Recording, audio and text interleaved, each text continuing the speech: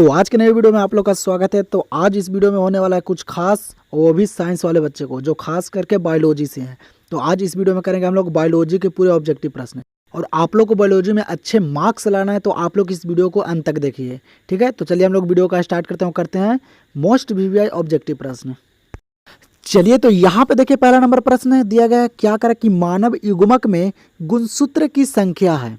क्या करें प्रश्न कि मानव युग्मक में गुणसूत्र की संख्या है। आप लोग को यहाँ पे ऑप्शन दिया गया है, आंसर पता है आप लोगों को तो कमेंट करते चलिएगा। कमेंट करने से आप लोग को अच्छे से प्रश्न को याद होगा। ऑप्शन ए में देगा 21, और ऑप्शन बी में देगा 23, और ऑप्शन सी में देगा 44, और ऑप्शन डी में देगा 46। जल्दी से बताइए तो कि मानव युग्मक में गुणसूत्रों की संख्या कितनी होती है। जो मानव युग्मक में जो गुणसूत्र की संख्या होती है वह 23 होती है। और यहाँ पे क्या करते हैं बच्चे लोग, जब भी बोर्ड एग्जाम पूछता है कि मानव युग्मक में गुणसूत्र की संख्या कितना होता है तो बहुत सारे बच्चे 46 मार्क के आ जाते हैं। कितना 46 मार्क के आ जाते हैं, लेकिन 46 यहाँ पे गलत हो जाएगा। क्या यहाँ पे पूछ रहा है, कह रहा है कि मानव युग्मक में गुणसूत्र की संख्या। युग्मक के मतलब होता है जोड़ा। क्या होता है, युग्मक के मतलब होता है जोड़ा। तो जब भी युग्मक पूछे तो हो जाएगा 23, काहे कि 23 दूना का हो जाएगा 46, ठीक ना। 23 जोड़ा हो जाएगा। तो यहाँ पे राइट आंसर क्या होगा, ऑप्शन नंबर बी। और इस वीडियो में जितना भी प्रश्न बताएंगे सारे प्रश्न इंपॉर्टेंट प्रश्न है, सारे वीवीआई प्रश्न हैं। तो प्रश्न को पूरे अंत तक देखिएगा आप लोग। इस वीडियो को आप लोग पूरा देखते हैं तो आप लोग को बायोलॉजी में अच्छे मार्क्स लाने से कोई नहीं रोक सकता। इस वीडियो में पूरा प्रीवियस ईयर प्रश्न और पूरा गेसिंग करवाया गया प्रश्न है, ठीक है। तो आप लोग वीडियो को पूरे अंत तक देखिए। यहाँ पे प्रश्न क्या करा है, कह रहा है कि समसूत्री विभाजन होता है। क्या करा प्रश्न कि समसूत्री विभाजन होता है। बताइए तो ऑप्शन यहाँ पे आप लोग को देगा। पहला ऑप्शन में कह रहा है कि कायिक कोशिका में, दूसरा ऑप्शन देगा जनक कोशिका में, और तीसरा ऑप्शन दे रहा है ए और बी दोनों, और चौथा ऑप्शन में इनमें से कोई नहीं। बताइए तो समसूत्री विभाजन होता है कहाँ होता है। समसूत्री विभाजन, जो समसूत्री विभाजन होता है वह कायिक कोशिका में होता है। कहाँ होता है, कायिक कोशिका में। तो यहाँ पे इस प्रश्न का आंसर क्या हो जाएगा, ऑप्शन नंबर ए। चलिए तो अगला प्रश्न देखिए, क्या करा प्रश्न कि मुकुलन द्वारा जनन किसमें होता है। प्रश्न क्या करा कि मुकुलन द्वारा जनन किसमें होता है। चलिए देख लीजिए, यहाँ पे आप लोग को ऑप्शन भी यहाँ पे दिया गया है। जल्दी से बताइए कमेंट में मुकुलन द्वारा जनन किसमें होता है। कमेंट करने से क्या होगा कि आप लोग को प्रश्न अच्छे से याद होगा और रिवीजन होगा, और आप लोग को पता चलेगा कि आप लोग कितने पानी में है, ठीक है। तो आप लोग सारे प्रश्न का आंसर करते चलिएगा। मुकुलन द्वारा जो जनन होता है वह ईस्ट में होता है। कहाँ होता है, ईस्ट में। तो यहाँ पे राइट आंसर क्या हो जाएगा, ऑप्शन नंबर सी।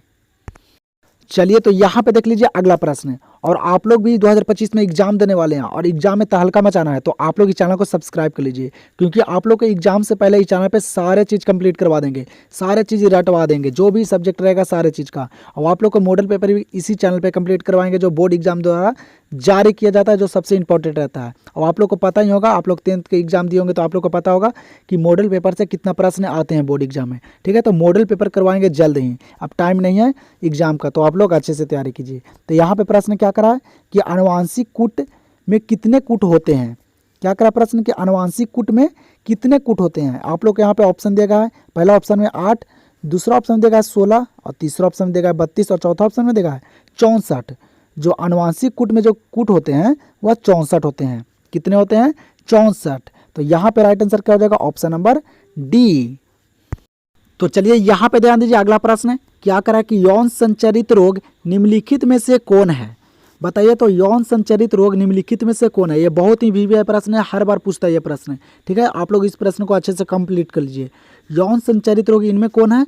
आप लोग यहाँ पे ऑप्शन देगा। पहला ऑप्शन देगा एड्स, दूसरा ऑप्शन देगा सिफिलिस, और तीसरा ऑप्शन देगा गोनोरिया, और चौथा ऑप्शन देगा इनमें से सभी। बताइए तो यौन संचरित रोग इनमें कौन है। जो इनमें जो यौन संचरित रोग है, जो यौन से होने वाली रोग है, वह इनमें सभी है। एड्स भी है, सिफिलिस भी है, और गोनोरिया भी है, ठीक है। तो यहाँ पे राइट आंसर क्या हो जाएगा इस प्रश्न का, तो ऑप्शन नंबर डी। चलिए तो अगला प्रश्न देखिए, कह रहा है कि किस फल का बीज चोल खाया जाता है। प्रश्न क्या कर रहा है यहाँ पे कि किस फल का बीज चोल खाया जाता है। और इस वीडियो में प्रीवियस ईयर भी प्रश्न करवा रहे हैं, ठीक है। आप लोग क्वेश्चन बैंक उठा के देख सकते हैं। किस फल का बीज चोल खाया जाता है, बताइए तो। अब पूरा बायोलॉजी का निचोड़ प्रश्न है, ठीक है। तो आप लोग अंत तक सिर्फ बने रहिएगा इस वीडियो में। क्या करें कि किस फल का बीज चोल खाया जाता है।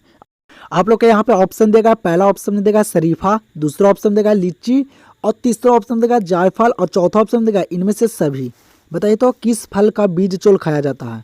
जो बीज चोल खाया जाता है वह इनमें सभी का खाया जाता है, शरीफा का भी, लीची का भी और जायफल का भी। तो यहाँ पे राइट आंसर इस प्रश्न का क्या हो जाएगा, ऑप्शन नंबर डी। तो अगला प्रश्न देखिए यहाँ पे क्या करा कि निम्नलिखित में कौन सा शुद्ध हाइब्रिड है। क्या करा प्रश्न है कि निम्नलिखित में कौन सा शुद्ध हाइब्रिड है, बताइए तो इनमें कौन है जो शुद्ध हाइब्रिड है। ये भी प्रश्न बोर्ड एग्जाम में पूछा गया प्रश्न है, जल्दी से बताइए। जो इनमें जो शुद्ध हाइब्रिड है वह है बड़ा टी, छोटा टी और बड़ा आर और छोटा आर। ठीक है, हाइब्रिड शुद्ध हाइब्रिड क्या होता है, तो बड़ा टी, छोटा टी और बड़ा आर और छोटा आर। तो यहाँ पे राइट आंसर क्या हो जाएगा इस प्रश्न का, ऑप्शन नंबर सी। फिर देखिए यहाँ पे अगला प्रश्न क्या करा कि अमीबा में प्रजनन किस प्रकार होता है। क्या करा प्रश्न कि अमीबा में प्रजनन किस प्रकार होता है, बताइए तो। आप लोग का पता होगा ये आंसर। अमीबा में प्रजनन किसके द्वारा होता है, जो अमीबा में प्रजनन होता है वह द्विखंडन द्वारा होता है। किस द्वारा होता है अमीबा में प्रजनन, तो द्विखंडन द्वारा। तो यहाँ पे क्या हो जाएगा इस प्रश्न का आंसर, तो ऑप्शन नंबर डी। चलिए तो अगला प्रश्न फिर यहाँ पे देखिए क्या करा कि गेंडा अभयारण्य किस राज्य में अवस्थित है। क्या करा प्रश्न कि गेंडा अभयारण्य किस राज्य में अवस्थित है, बताइए तो। असम में कि पश्चिम बंगाल में कि उत्तर प्रदेश में कि बिहार में। गेंडा अभयारण्य किस राज्य में अवस्थित है, जो गेंडा अभयारण्य जो है वह असम में है। कहाँ है, असम में अवस्थित है। ठीक है, तो यहाँ पे क्या हो जाएगा इस प्रश्न का आंसर, ऑप्शन नंबर ए। और अगले वीडियो हम बनाएंगे, उस वीडियो में हम लोग करेंगे केमिस्ट्री और फिजिक्स का ऑब्जेक्टिव प्रश्न। ठीक है, तो आप लोग भी 25 में अगर अच्छे मार्क्स लाना चाहते हैं बोर्ड एग्जाम में तो इस चैनल को सब्सक्राइब कर लीजिएगा। ठीक है, चैनल को सब्सक्राइब करके वीडियो को लाइक कर दीजिए। ठीक है, तो चलिए देखते हैं अगला प्रश्न।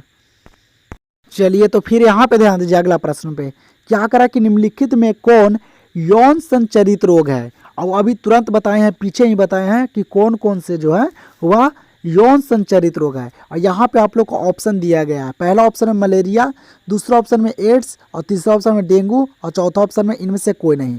तो इस प्रश्न का आंसर हम नहीं बताएंगे, इस प्रश्न का आंसर आप लोग जल्दी से कमेंट कीजिए, जल्दी से कमेंट कीजिए कि यौन संचरित रोग जो है वह इनमें कौन है। सारे बच्चे का प्रश्न का आंसर देखेंगे कि कौन कौन बच्चे सही आंसर दिए हैं।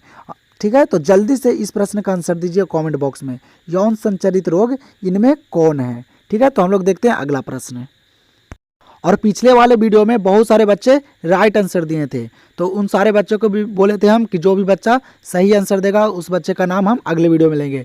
जो बच्चा राइट आंसर दिया था वो सारे बच्चे थे, एक थे सावित्री कुमारी थी, काजल कुमारी थी, और एक था गोपाल गुप्ता था, और एक नीरज कुमार था, और एक सोनू कुमार था, और एक विपिन था। ये सारे बच्चे ने राइट आंसर दिए थे कमेंट में। ठीक है, तो आप लोग भी राइट आंसर दीजिए, आप लोग को भी नाम लेंगे अगले वीडियो में।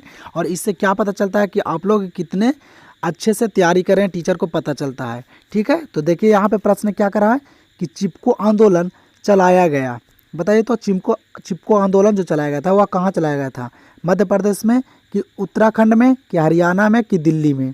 जो चिपको आंदोलन चलाया गया था वह उत्तराखंड में चलाया गया था। कहाँ, उत्तराखंड में। तो यहाँ पे राइट आंसर क्या हो जाएगा, ऑप्शन नंबर बी। और पूछेगा कि चिपको आंदोलन किससे संबंधित है, पेड़ पौधे बचाओ से। चिपको आंदोलन किससे संबंधित है, तो पेड़ पौधे बचाव से संबंधित है। तो ये सारे बातें आप लोग अच्छे से याद रखिएगा। चलिए तो अगला प्रश्न देखिए यहाँ पे क्या करा कि डेंगू बुखार किसके कारण होता है। प्रश्न क्या करा कि डेंगू बुखार जो होता है वह किसके कारण होता है। यहाँ पे देखिए ऑप्शन, पहला ऑप्शन में करा कि जीवाणु के कारण, दूसरा ऑप्शन में करा कि विषाणु के कारण, और तीसरा ऑप्शन में करा कि प्रोटोजोआ के कारण, और चौथा ऑप्शन में करा कि कृमि के कारण। बताइए तो डेंगू बुखार किसके कारण होता है। जो डेंगू बुखार जो होता है वह विषाणु से होता है। किससे होता है डेंगू बुखार, तो विषाणु से। तो यहाँ पे क्या होगा इस प्रश्न का आंसर, ऑप्शन नंबर बी। और आप लोग के बोर्ड एग्जाम का ज़्यादा समय नहीं है, आप लोग का अब मात्र 5 मंथ बचा हुआ है बोर्ड एग्जाम का। ठीक है, तो आप लोग अच्छे से तैयारी कीजिए, पूरा जी जान लगा दीजिए 5 महीना। ठीक है, सफलता एक दिन में नहीं मिलती है, लेकिन एक दिन जरूर मिलती है। ठीक है, लोग आप लोग के रिजल्ट देखेंगे। ठीक है, मेहनत नहीं देखेंगे कि आप कितना घंटा पढ़ रहे हो या नहीं पढ़ रहे हैं, लेकिन आप लोग का रिजल्ट जरूर देखेंगे। तो आप लोग मेहनत कीजिए। यहाँ पे प्रश्न क्या करा कि इनमें कौन एक लिंगी नहीं है। क्या करा प्रश्न कि इनमें कौन है जो एक लिंगी नहीं है। तो आप लोग को तो पता होगा कि जो केचुआ है वह केचुआ एक लिंगी प्राणी नहीं है। उभयलिंगी प्राणी है। केचुआ कैसा प्राणी है? तो उभयलिंगी। तो यहाँ पे क्या हो जाएगा इस प्रश्न का आंसर? तो ऑप्शन नंबर डी। बाकी इनमें सब है जो एक लिंगी प्राणी है। ठीक है, चलिए तो फिर यहाँ पे देखिए अगला प्रश्न को, क्या करा कि वीर संचित किया जाता है? क्या करा प्रश्न कि वीर संचित किया जाता है? बताइए तो वीर कहाँ संचित किया जाता है? तरल ऑक्सीजन में, कि तरल नाइट्रोजन में, कि तरल सोडियम में, कि इनमें से कोई नहीं? जो वीर जो संचित किया जाता है वह तरल नाइट्रोजन में किया जाता है। कहाँ किया जाता है? तरल नाइट्रोजन में। तो यहाँ पे इस प्रश्न का आंसर हो जाएगा बाबू ऑप्शन नंबर बी। चलिए तो अगला प्रश्न देखिए, क्या करें कि डीएनए के नन कोडिंग क्रम को कहते हैं? प्रश्न यहाँ पे क्या करें कि डीएनए के नन कोडिंग क्रम को कहते हैं। बताइए तो अब कि डीएनए के नन कोडिंग क्रम को क्या कहते हैं? यहाँ पे आप लोग को ऑप्शन दिया गया है, आंसर पता है तो आप लोग आंसर करते चलिए। ठीक है, या कॉपी में टिक करते चलिए 1-2 लिखकर, और आप लोग लास्ट में कमेंट में बताइएगा कि आप लोग इतना प्रश्न में से कितने प्रश्न सही किए हैं। ठीक है, उससे पता चलेगा कि आप कितने अच्छे से तैयारी कर रहे हैं या नहीं कर रहे हैं। डीएनए के नन कोडिंग क्रम को जो कहते हैं वह इंटोन कहते हैं। क्या कहते हैं? इंटोन। तो यहाँ पे क्या हो जाएगा right answer? Option number B. और बेटा आप लोग को वीडियो पसंद आ रहा होगा तो वीडियो को आप लोग एक बार लाइक कर दीजिए। ठीक है, और चैनल से जुड़ जाइए। और आप लोग अब टेंशन मत लीजिए एग्जाम का, क्योंकि अब ये 5 मंथ जो बचा हुआ है एग्जाम का, ये 5 मंथ हम पूरा ऑब्जेक्टिव करवाएंगे। ठीक है, पूरा निचोड़ ऑब्जेक्टिव करवाएंगे, पूरा ऑब्जेक्टिव कंप्लीट करवा देंगे। कहीं से भी प्रश्न पूछे बोर्ड एग्जाम में, आप लोग एकदम तहलका मचा के आइएगा। ठीक है, तो इस चैनल से जुड़ जाइए, एकदम 5 महीना पूरा ऑब्जेक्टिव को रटवा देंगे। तो यहाँ पे प्रश्न क्या करा है कि प्रोटीन संश्लेषण की क्रिया संपन्न होती है। बताइए तो प्रोटीन संश्लेषण की क्रिया कहाँ संपन्न होती है? माइक्रोकोन्डिया में, कि लवक में, कि राइबोसोम में, कि इंटोसोम में? बताइए जल्दी से, प्रोटीन संश्लेषण की क्रिया कहाँ संपन्न होती है? जो प्रोटीन संश्लेषण की क्रिया जो संपन्न होती है वह राइबोसोम में होती है। कहाँ होती है? राइबोसोम में। तो यहाँ पे राइट आंसर क्या हो जाएगा? Option number C. और आप लोग के एग्जाम से पहले सब्जेक्टिव का भी गेसिंग करवा के दे देंगे। ठीक है, और पीडीएफ दे देंगे। और टेलीग्राम से जुड़ जाइए, यहाँ पे डिस्क्रिप्शन में लिंक दिया गया है। तो चलिए देखते हैं अगला प्रश्न। चलिए तो आप लोग देखिए यहाँ पे अगला प्रश्न है, क्या करा कि अंड प्रजनक है? बताइए तो इनमें कौन है जो अंड प्रजनक है, मतलब अंडा देता है?